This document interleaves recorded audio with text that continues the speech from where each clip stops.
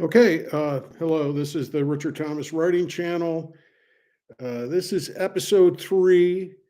I am what I am, and earliest writing in Nashville. And to get to how I am what I am, I think I'm going to do something out of context, which I do all the time. I'm going to refer to this letter that is correspondence to my great friend. This is different things that we discuss and we're talking about. Um, it's a little bit of a shaggy dog story this morning. I was a little bit late. I'm like watching the timer. I don't think I spoke until there was 10 seconds, and I had to sort of gather my thoughts or whatever. Domestic life was chattering and clattering around, and garage doors and showers and all that stuff, which feels like so much nonsense when I want to get into my fortress of solitude here. But this is a little bit more. I don't know, what is it? Philosophizing? I don't. I wouldn't. The word philosophy has too much dignity. But these are some points that I made in one part of this correspondence with my great friend. Uh, we were in very interesting discussions about the nature of things. I'll start with this. This is really a garbage plate uh, this morning. And if you don't know what a garbage plate is, and you're really interested what a garbage plate means in the context of the Richard Thomas Writing Channel, look at episode 2, because garbage plate is described there. But this is also, you're going to see that this also ties into the basic philosophy of the channel.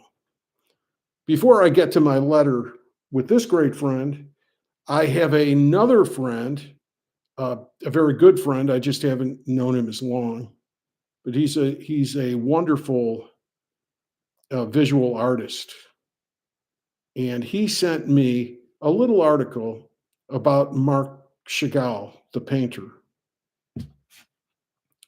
and he said this was very important to his process, and it really said a lot about my process. Chagall used to do this.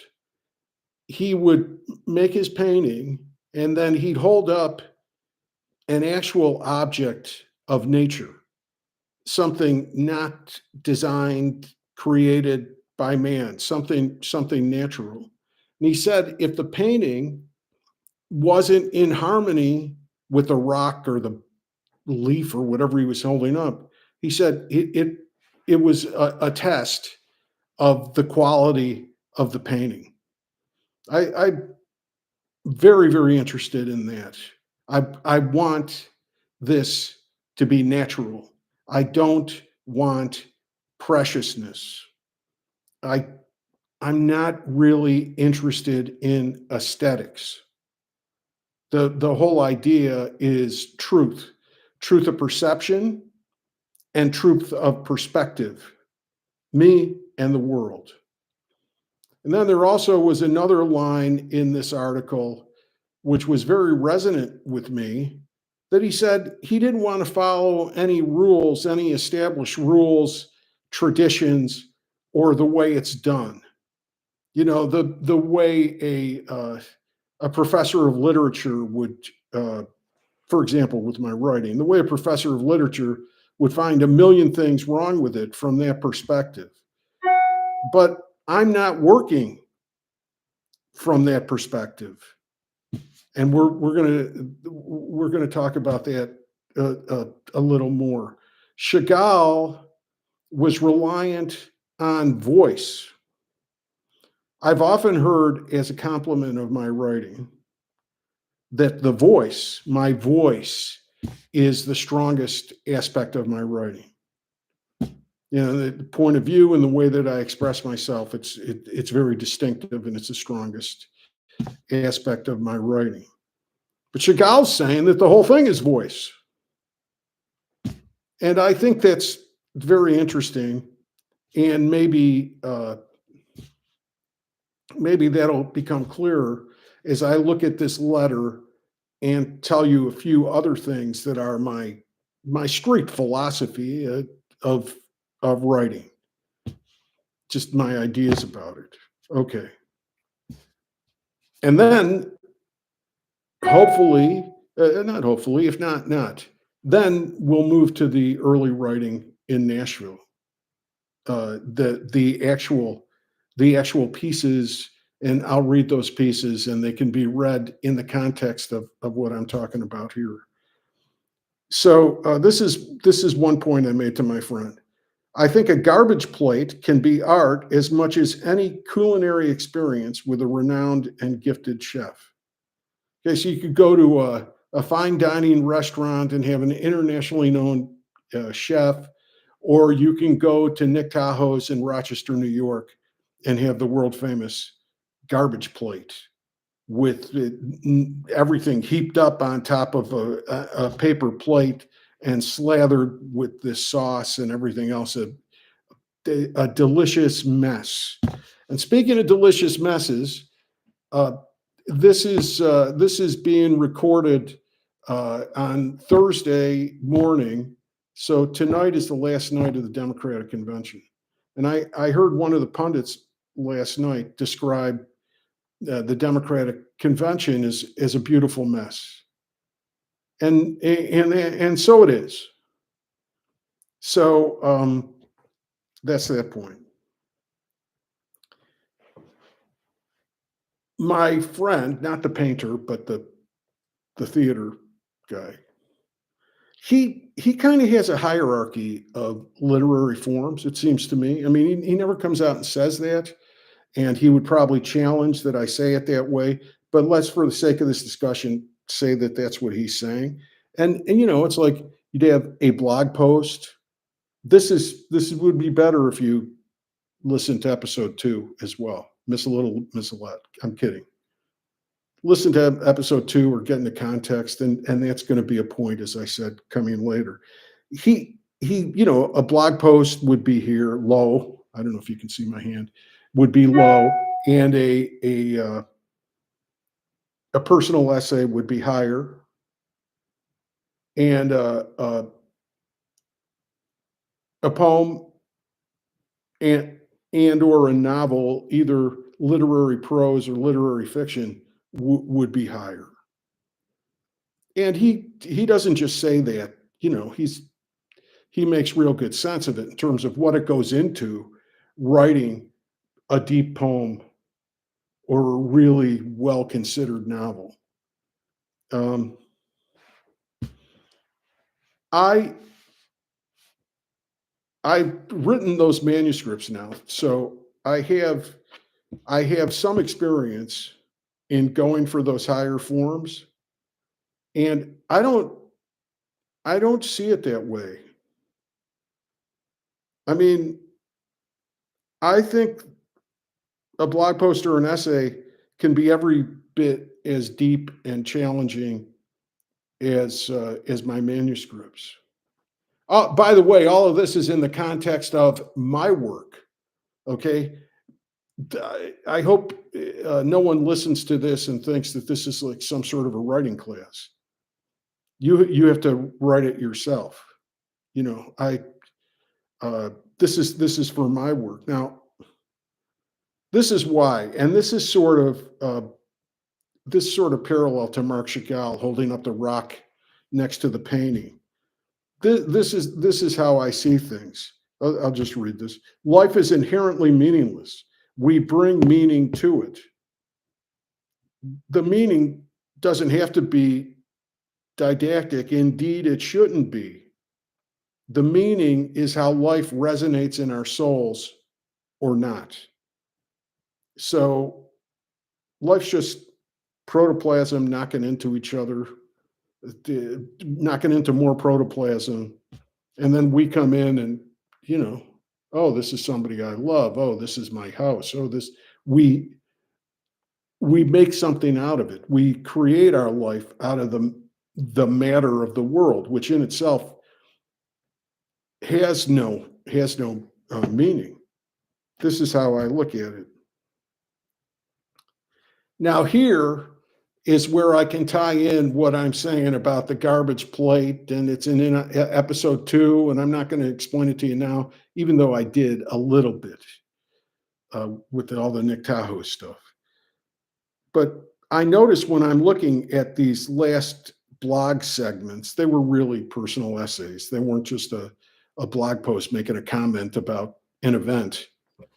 Um, when I look at the last blog segments, the ones written in Nashville, so these were early in Nashville. I moved to Nashville very late in July of 2023, and these personal essays were actually where I wrapped up the 10 years on the blog, and then I started with the longer form manuscripts, which were memoirs. So I mentioned, now I'm not going to explain this reference to you, okay? I mentioned Bernie,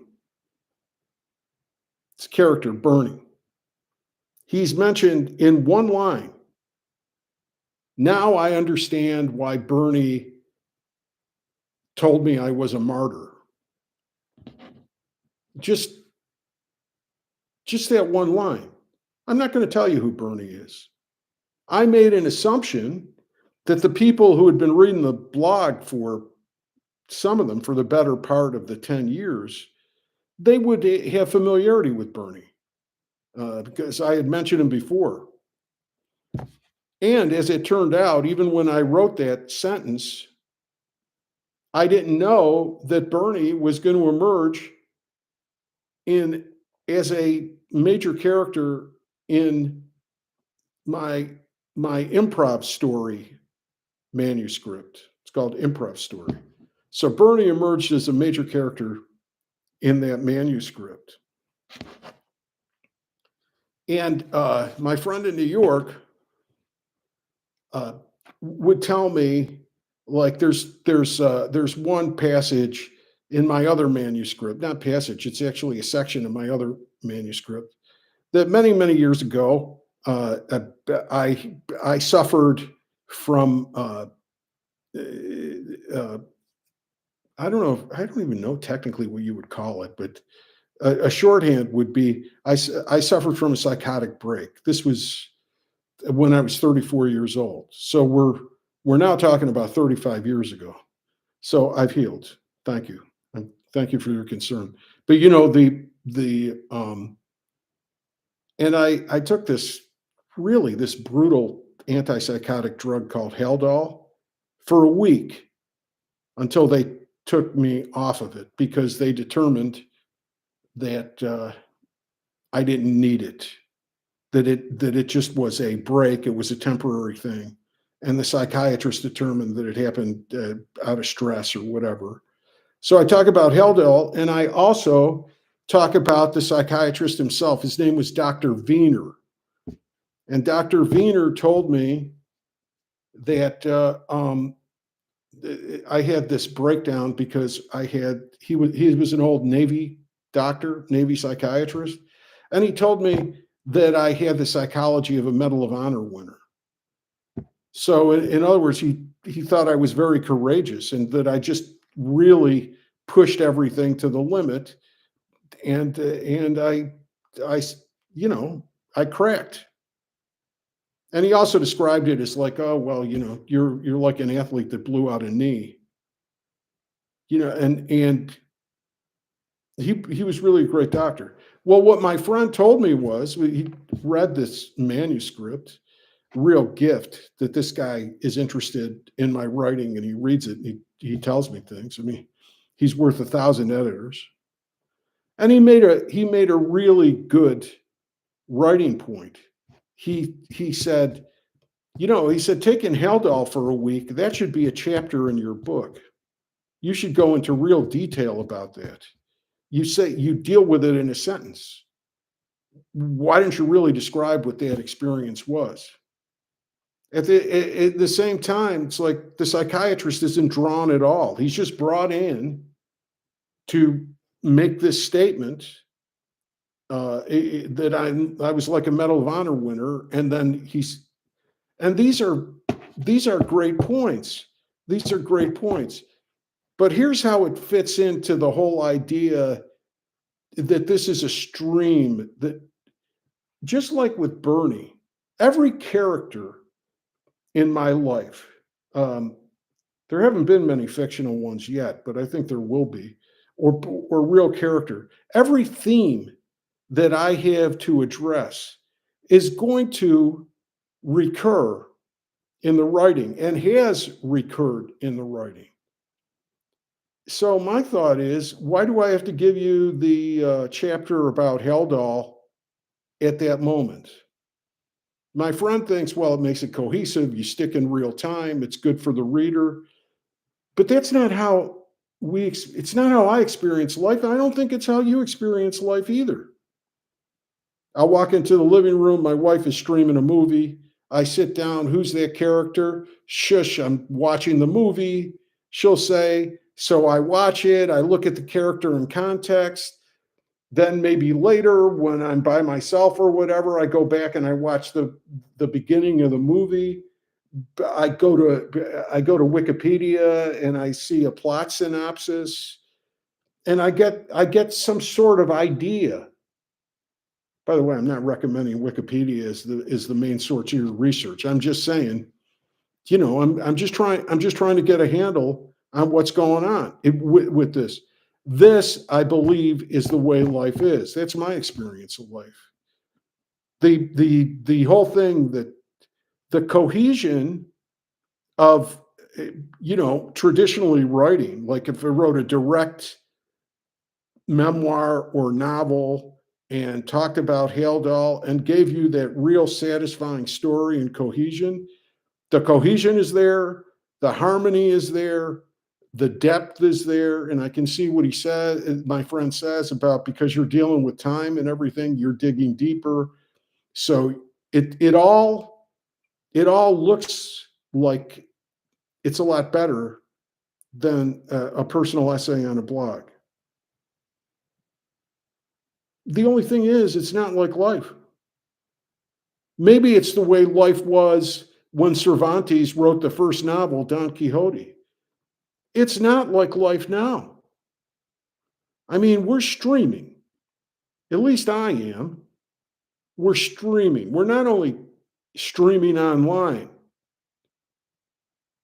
we're streaming in the world. My wife goes to Costco. She's looking at different pool toys for the grandchildren. She's looking on the shelves. She's looking on her phone. She might ask one of the associates there for something.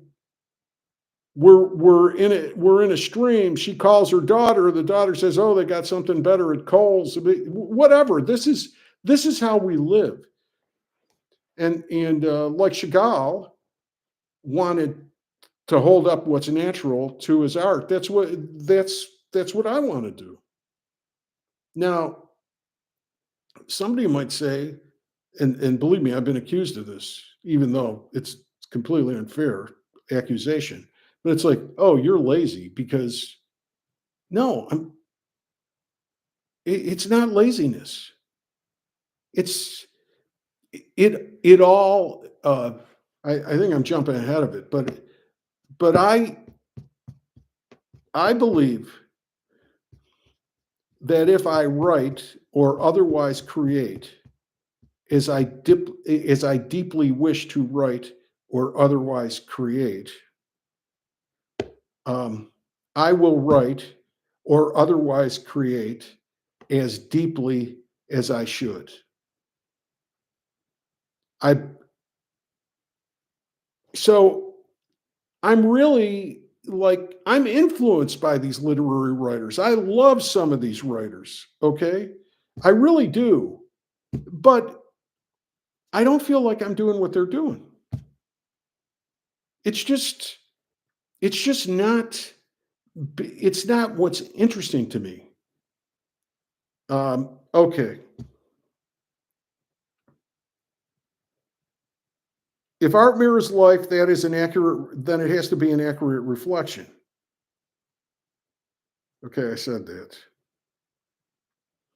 Now, there are also some values in the blog personal essays that I think are better than my writing in the manuscripts, which were more considered. Uh, Not all of them, of course. I mean, they weren't all great, but a lot of them were pretty good. And I think those personal essays on the blog have more energy than the narratives. And I believe they're narratives themselves. They just tell a story in an unorthodox way. If it's a personal essay, I'm telling you what I feel about something, and I always dated them because I'm telling you what I feel about something at a specific time. So, and they pile up on top of each other, and that's a story. And even within one essay, it's a story, and they come out cohesively. Now my friend will say, "Oh, you really dug deep with the in those manuscripts," and yeah, I did, but I dug deep when I wrote the blog too. Um,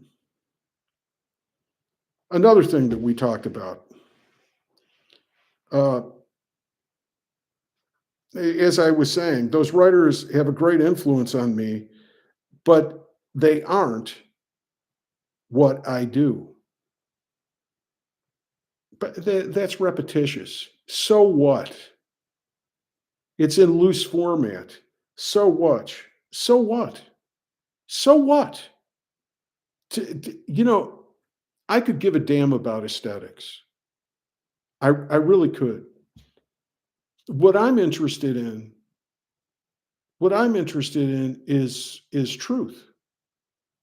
That's why, uh, to tell you the truth, I prefer a garbage plate to fine dining. That's my preference. I see art in both of them, but I prefer the garbage plate. Now, my friend compliments me, and he says that because I made I don't like the precious, well-crafted lines that I saw with all those MFA programs and all those publishers and agents. The literary expectation that this is what good writing is. I just didn't respond to it. I didn't think it was important. Now my friend compliments me and he says, you have a talent. Your lines are good. Maybe you go back and a rewrite and you fix some of those lines. But they're really good. And I'm looking at the time and I'm not going to get to the writing in Nashville today. That's quite all right. We'll do that tomorrow. So yeah, I can write a good sentence. I do it with regularity, but I don't want to make a big deal out of it. I it, be- that to me it is what I'm just not on board with. Um,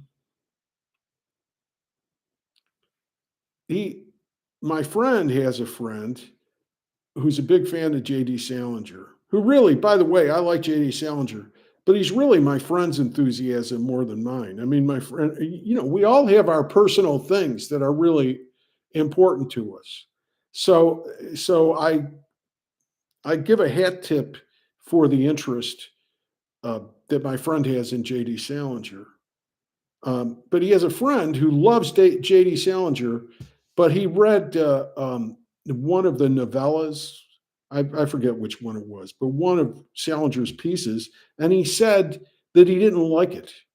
This guy who loves Salinger, he said he didn't like this particular piece. He said it rambled and it had too loose of a form. And he's really entitled to that preference. I don't care if something rambles or if it has too loose of a form. I care if it's true.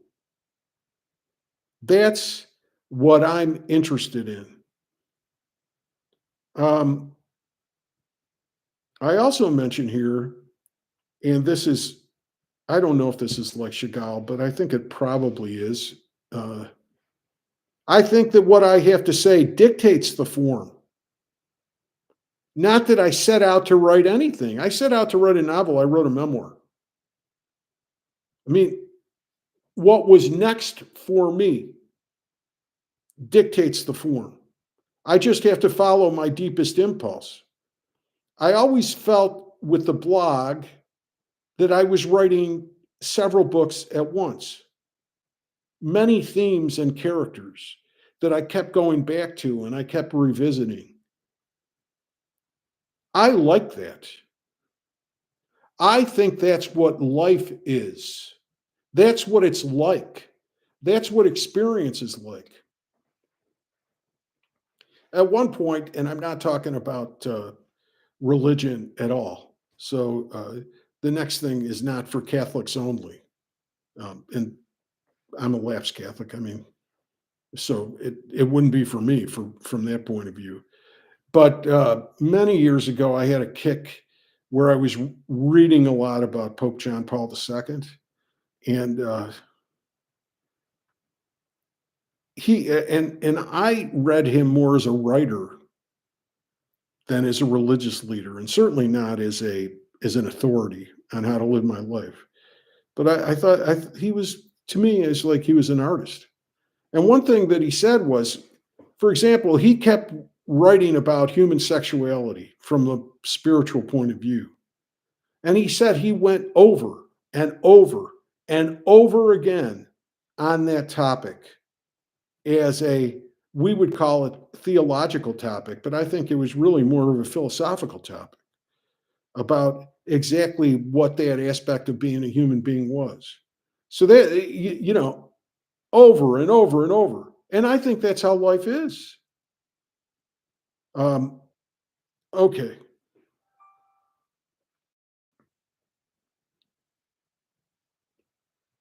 I mentioned to my friend that one thing that I'm perfectly willing to do with this writing is like pluck parts of it out and make different um, and make a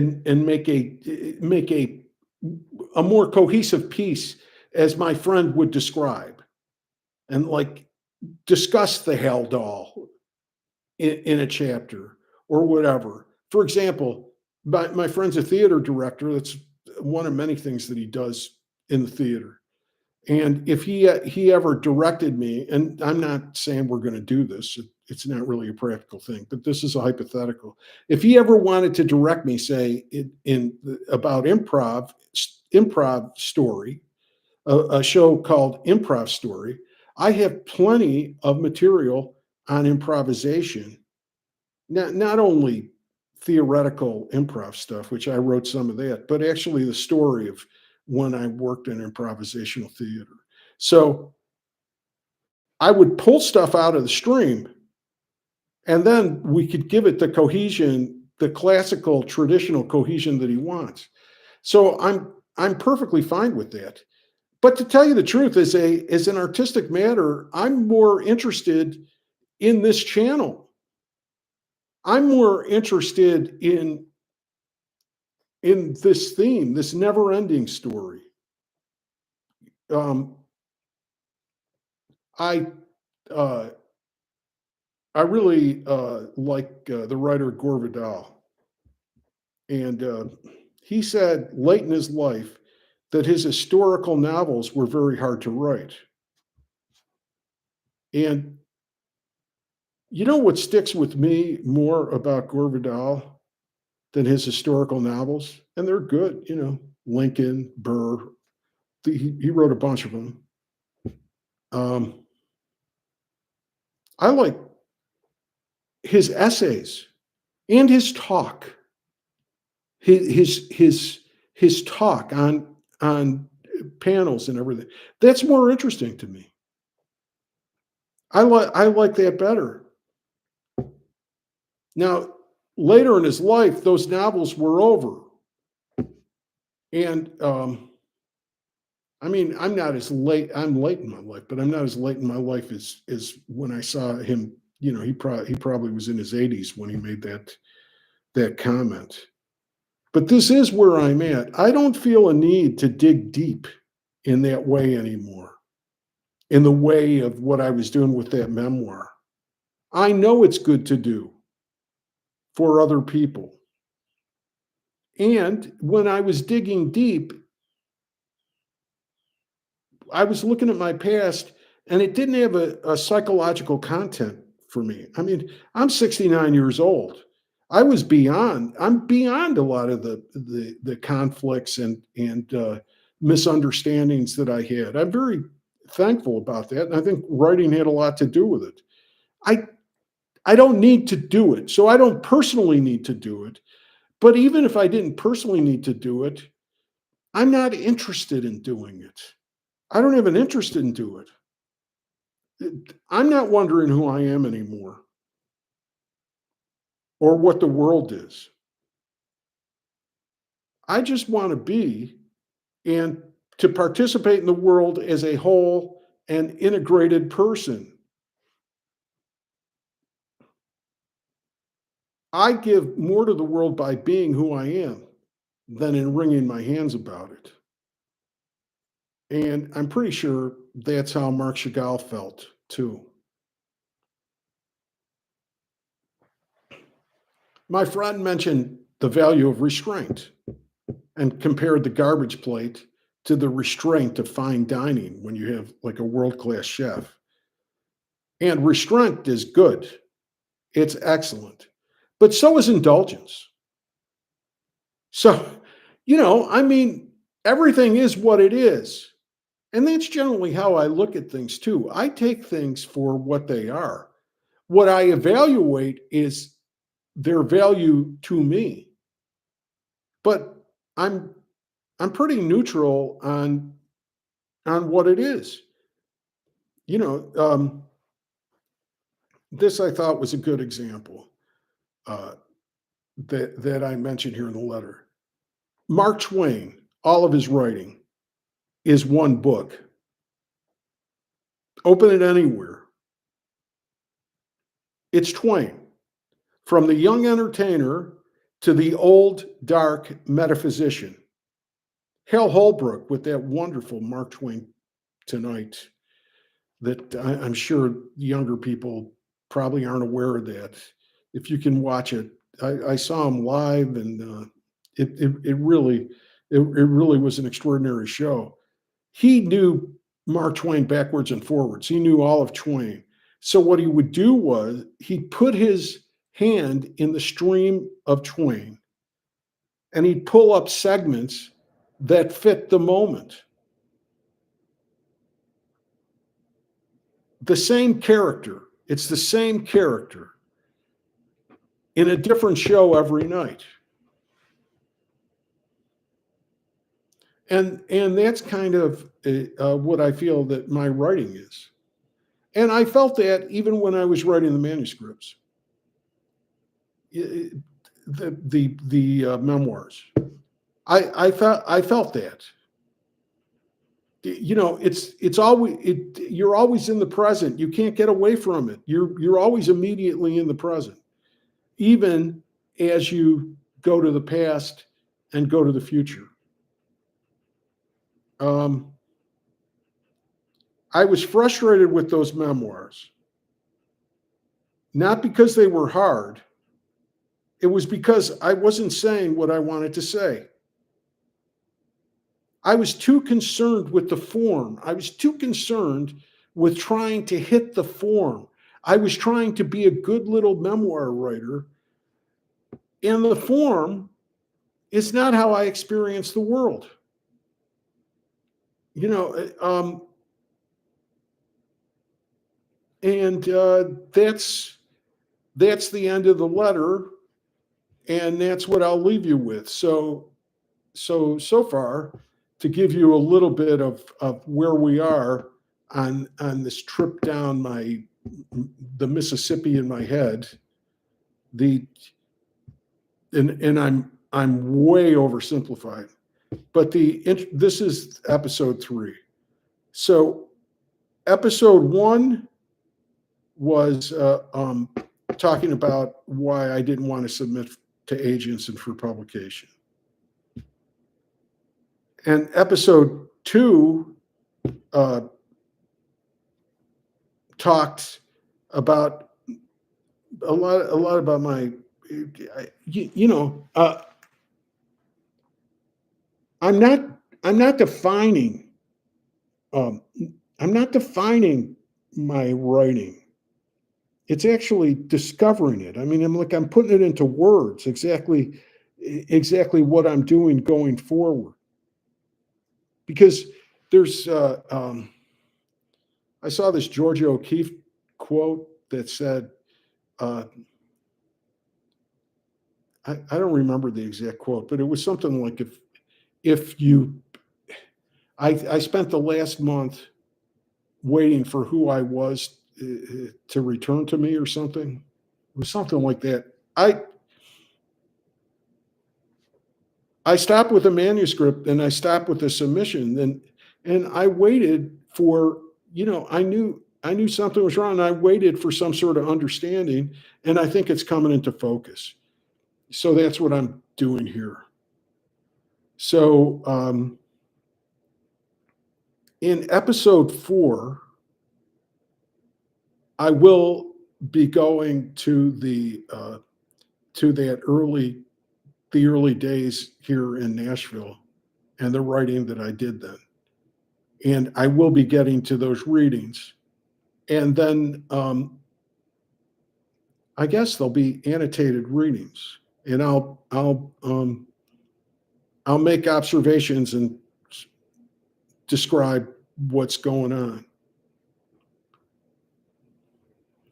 And one thing that my friend says is that he loves to see drafts of books and notes and writers figuring out what they're doing and the exposure of the process. He says that's more for artists.